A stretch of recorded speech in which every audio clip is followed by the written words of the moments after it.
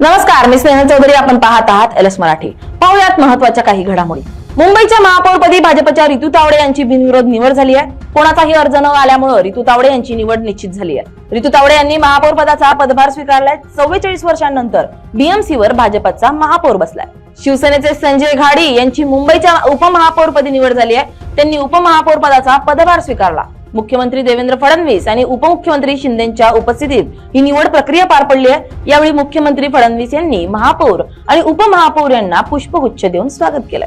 आज मुंबई महापालिकेच्या महापौर आणि उपमहापौरांच्या निवडणुकीत भाजपच्या रितू तावडे यांची मुंबईच्या महापौरपदी निवड झाली आहे. यावेळी मुख्यमंत्री देवेंद्र फडणवीस सभागृहात उपस्थित होते. यावेळी विविध मुद्द्यांवरून ठाकरेंच्या शिवसेनेचे नगरसेवक आक्रमक झाल्याचं पाहायला मिळालंय. यावेळी दोन्ही बाजूंनी जोरदार घोषणाबाजी झाली आहे.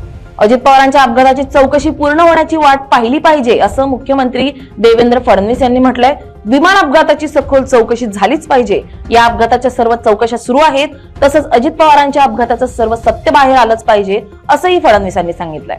जळगावमधील यावल नगर परिषदेसमोर कंत्राटी सफाई कामगारांचं बेमुदत उपोषण सुरू आहे. किमान वेतनानुसार पगार मिळत नसल्याचा आणि स्वच्छतेचं साहित्य पुरवत नसल्याचा आरोप अखिल महाराष्ट्र सफाईकार आणि चतुर्थ श्रेणी कर्मचारी संघटनेनं केलाय. वाशिम जिल्हा पोलीस दलातील पोलीस शिपाई पदाच्या 48 जागांसाठी भरती प्रक्रिया आजपासून सुरू झाली असून यासाठी एकूण 9,926 अर्ज प्राप्त झालेत. मोठ्या संख्येनं उमेदवार मैदानात दाखल झालेत. सकाळपासून शारीरिक चाचण्या शिस्तबद्ध पद्धतीने सुरू करण्यात आल्यात. छत्रपती संभाजीनगरमधील जैतापूर येथील राष्ट्रीय उच्च माध्यमिक विद्यालयात 12वीच्या पहिल्याच इंग्रजीच्या पेपरला सामूहिक कॉपीचा प्रकार समोर आलाय. परीक्षेच्या वेळी सामूहिक कॉपी होत असल्याची घटना सीसीटीव्हीत कैद झाली आहे. या प्रकरणी केंद्र संचालकासह एकूण 19 पर्यवेक्षक आणि कर्मचाऱ्यांविरोधात कारवाई करण्यात आली आहे. परीक्षा केंद्राचा संपूर्ण स्टाफ बदलण्यात आलाय.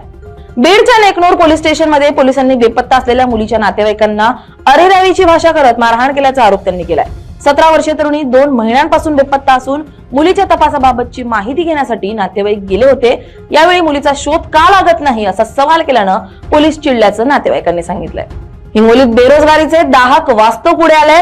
शासनाच्या आपले सरकार सेवा केंद्र आणि महा ई सेवा केंद्र चालवण्यासाठी जाहिरात निघाल्यानंतर PG, BTech, MTech, BSc agri उत्तीर्ण विद्यार्थी मुलाखतीसाठी आल्याचं पाहायला मिळालंय.